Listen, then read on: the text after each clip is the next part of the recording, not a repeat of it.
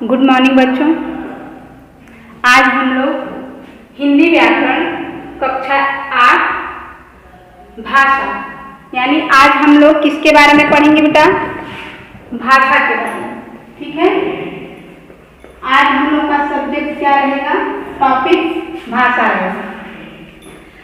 तो सब्जेक्ट व्याकरण है और आज हम लोग भाषा के बारे में बात करेंगे और उसको समझेंगे। तो सबसे पहले बेटा भाषा, भाषा का अर्थ हम लोग समझते हैं। भाषा क्या है? भाषा की उत्पत्ति भाष धातु से हुई है, यानी जिसका मतलब होता है, जिसका अर्थ होता है बोलना। यानी जो हम लोगों के अंदर से आवाजें आ रही हैं उसको भाषा का रूप जो दिया गया है, वो भाषा का एक दूसरे के प्रति समझने और सोचने का माध्यम है। जब व्यक्ति अपनी बातों से दूसरों तक अपनी बातों को पहुंचा रहा है और जिस तक वो बात पहुंचा रहा है वो उस बात को समझ रहा है, तो ये भाषा का माध्यम है। यानी मैं आपको व्याकरण यहाँ पे पढ़ा रही हूँ और भाषा के माध्यम से आपको बता रही हूँ कि आपको क्या पढ़ना है, आपको किस किस टॉपिक से मुझे जोड़ना है। ये चीजें जो मैं आपको बता रही हूँ ये भाषा का माध्यम है। यानी हम लोग एक दूसरे से भाषा के माध्यम से कनेक्ट हैं। जो मैं बोल रही हूँ वो आप तक जा रहा है, आप उस चीज को समझ रहे हैं। यानी हम लोगों में जो भी संचार हो रहा है वो भाषा के माध्यम से हो रहा है। तो भाषा भाष धातु से बनी है जिसका अर्थ होता है बोलना।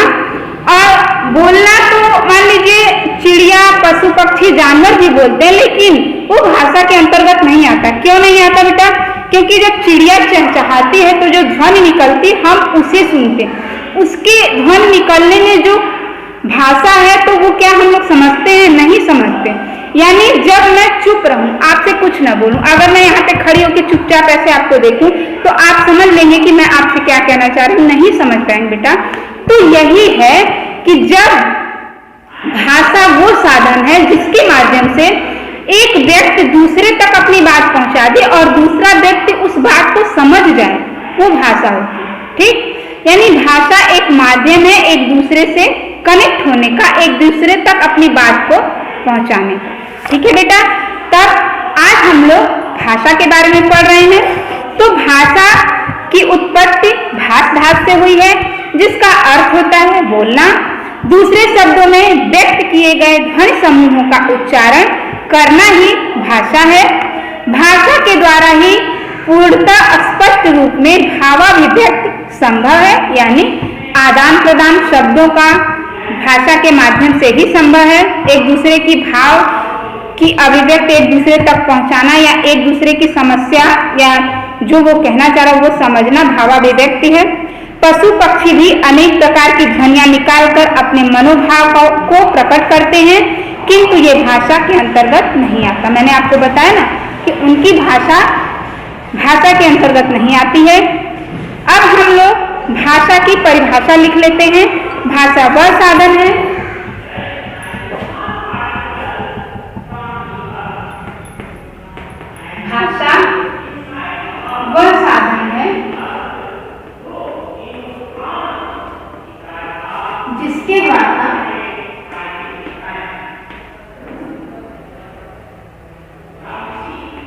जिसके द्वारा मनुष्य अपने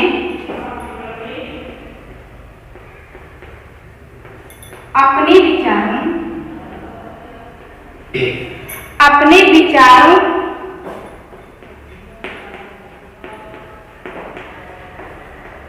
का आदान प्रदान, यानी बोलता है और समझ लेता है। आदान प्रदान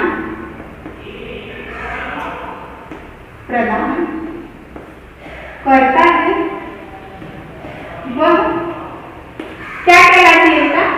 वह भाषा कहलाती है। यानी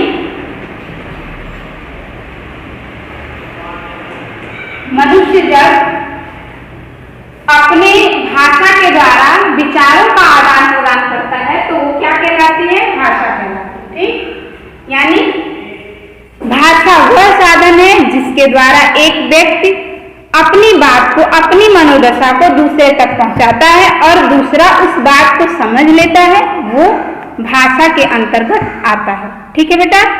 तब अब इसके बाद हम लोग आते हैं दूसरे टॉपिक पर, भाषा के भेद, यानी भाषा के क्या भेद होते हैं। तो भाषा के मुख्यतः अभी आप लोगों को दो भेद पढ़ना है, यानी पहला भेद जो है वो मौखिक भाषा है और दूसरा भेद है वो लिखित भाषा है। ठीक ठीक बेटा। तो और एक और भाषा होती है सांकेतिक भाषा, जो आप जब आगे की कक्षाओं में जाएंगे तब आपको देखने को मिलेगी। आपके सिलेबस में अभी यहीं तक है, तो यहाँ तक मैं आप लोगों को बताऊंगी। मौखिक भाषा क्या होती है? मौखिक भाषा वो भाषा है जैसे मैं इस समय बोल रही हूँ, आप लोग सुन रहे हैं, यानी मैं मुंह से बोल रही हूँ और आप लोग सुन रहे हैं, ये मौखिक है। जब मैं इसी को बोर्ड पे लिख दे रही हूँ तो ये, और इसके माध्यम से आप भाषा का परिभाषा समझ रहे हैं, तो ये लिखित भाषा हो गई। यानी मौखिक भाषा वो है जैसे हम संवाद करें, भाषण दें और अपने विचारों को दूसरे तक पहुंचाएं, वो मौखिक भाषा के अंतर्गत आता है। तो यहाँ पे सबसे पहले हम लोग मौखिक भाषा को लिखेंगे, पहले उसके बारे में जानेंगे। मौखिक भाषा, ठीक है। तो मौखिक भाषा का परिभाषा पहले हम लोग लिखेंगे। हम बोलकर अपने विचारों को प्रकट करते हैं।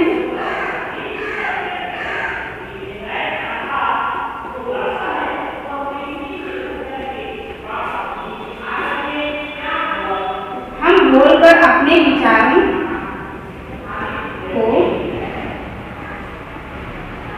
प्रकट करते हैं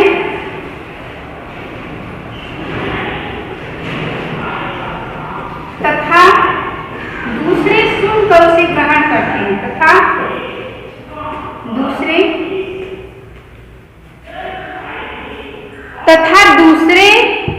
के विचार को समझते हैं, तथा सुनकर याद होगा, तथा सुनकर दूसरे के विचार को ग्रहण करते हैं, यानी अपने समझते हैं, ग्रहण करते हैं, वह मौखिक भाषा कहलाती है। ठीक है।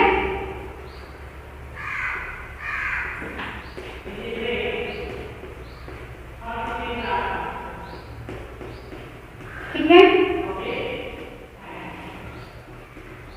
जैसे कहीं प्रवचन होता है तो लोग प्रवचन सुनते हैं और उसको अपनी जिंदगी में उतारते हैं। जैसे प्रवचन,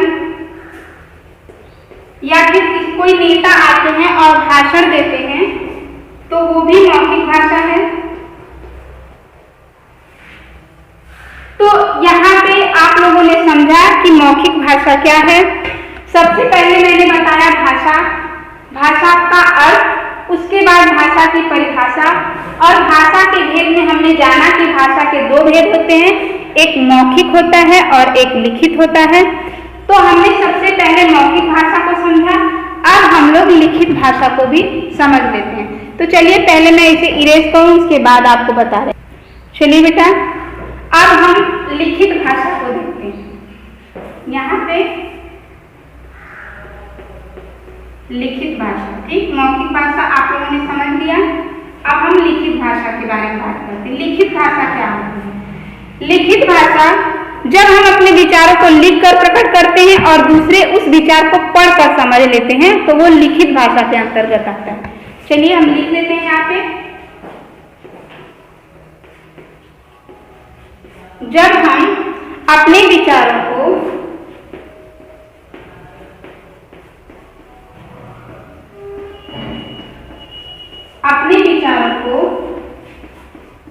लिखकर प्रकट करते हैं,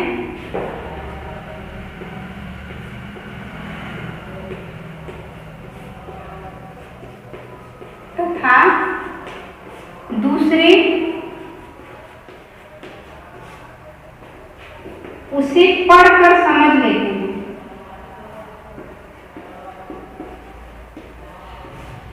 समझ लेते हैं।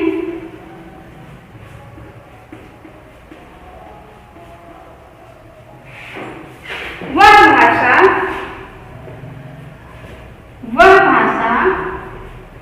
क्या कहलाती है बेटा? लिखित भाषा कहलाती है। लिखित भाषा कहलाती है। ठीक है, चलिए, तो लिखित भाषा जैसे कार्यालय में हम लोग लिखित भाषा का ही अधिकतर प्रयोग करते हैं, और जब मैंने यहाँ बोर्ड पे आपको लिखा तो आप इस भाषा की परिभाषा को समझ गए, ये लिखित भाषा के अंतर्गत आता है, यानी आप लोगों ने लिखित भाषा को भी जान लिया। अब हम लोग भाषा को समझे, भाषा के भेद को समझे, और अब उसके आगे थोड़ी सी बात हम लोग कर लेते हैं। भाषा, लिखना पढ़ना भाषा का लिखित रूप है।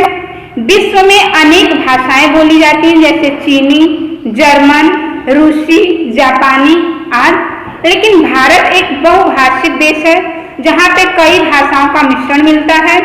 भारतीय संविधान द्वारा भारत में 22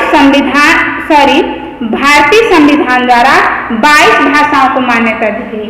यानी ये एक क्वेश्चन ये भी होता है बेटा कि हमारे संविधान में कितनी भाषाओं को मान्यता मिली है, यानी 22 भाषाओं को मान्यता दी गई है, जो इस प्रकार है। पहला है संस्कृत, हिंदी, असमिया, बंगाली, गुजराती, बोडो, डोगरी, कन्नड़, कश्मीरी, कोंकणी, पंजाबी, उर्दू, मैथिली, मलयालम, मणिपुरी, मराठी, नेपाली, उड़िया, तमिल, तेलुगु, संथाली तथा सिंधी, यानी इन भाषाओं को मान्यता दी गई है।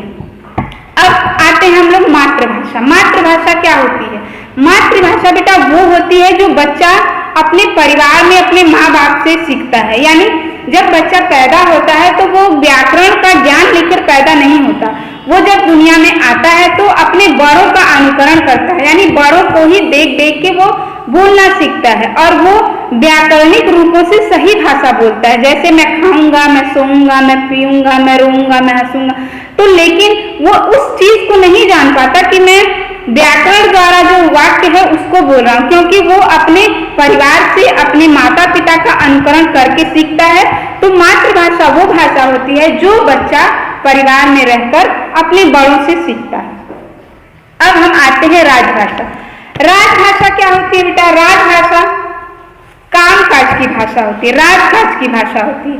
वह भाषा जिसका प्रयोग देश के कार्यालयों में कामकाज के लिए किया जाता है उसे राजभाषा कहते हैं। ठीक है, 14 सितंबर 1949 को संविधान के अनुच्छेद 343 के अनुसार हिंदी को भारत की राजभाषा घोषित किया गया है। इसीलिए हर 14 सितंबर को हम लोग क्या मनाते हैं? हिंदी दिवस मनाते हैं। यानी एक क्वेश्चन ये भी होगा बेटा कि आप लोग हिंदी दिवस कब मनाते हैं, तो वो उसका आंसर होगा कि 14 सितंबर 1949 को हम लोग हिंदी दिवस मनाते हैं। फिर उसके बाद राष्ट्रभाषा, यानी राष्ट्रभाषा क्या होती है? तो राष्ट्रभाषा वो होती है बेटा जो भाषा अधिकतर क्षेत्रों में बोली जाती है, यानी उसी को राष्ट्रभाषा कहते हैं। जहां हम लोग जब कहीं जाते हैं तो अधिकांशतः हिंदी भाषा को हर जगह समझा जाता है और बोला जाता है, तो ये राष्ट्रभाषा के अंतर्गत आते हैं। यानी यहाँ के 70% लोग हिंदी भाषा को बोलते और समझते हैं, तो इसलिए इसको राष्ट्रभाषा के नाम से भी जाना जाता है। अब होती है संपर्क भाषा। संपर्क भाषा वो है बेटा जिसका प्रयोग लोग आपस में संपर्क के लिए करते हैं, तो वो भाषा संपर्क भाषा के अंतर्गत आती है। भारत की संपर्क भाषा हिंदी है, यानी यहाँ पे हिंदी भाषा भाषी बहुत लोग हैं, तो एक दूसरे से अच्छे से एक दूसरे की बात समझने के लिए और एक दूसरे से बोलने के लिए हम लोग हमेशा हिंदी का प्रयोग करते हैं, तो ये संपर्क भाषा हुई। तो बेटा अब हम लोग कल आगे आपको भाषा के अंग के बारे में पढ़ाएंगे व्याकरण से। उसके बाद आप लोगों को उसमें वर्ण, ध्वनि, शब्द, वाक्य इन चारों चीजों के बारे में व्याख्या करेंगे। तब तक के लिए धन्यवाद।